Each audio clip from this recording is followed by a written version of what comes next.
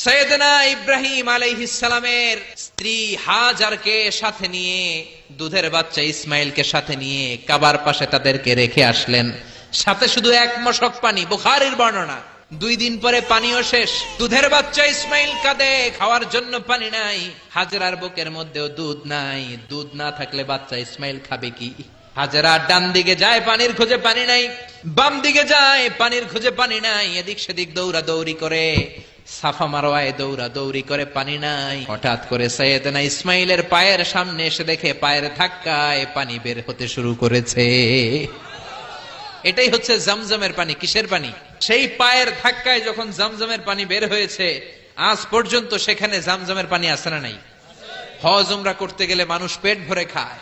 বিশ্বনবী এটাকে বলেছেন ইন্নাহা মুবারাকাহ, এটা বরকতময় পানি। ইন্নাহা তুআমু তুমিন ওয়া শিফাউ সুকমিন, নিশ্চয়ই এর মধ্যে বরকত আছে।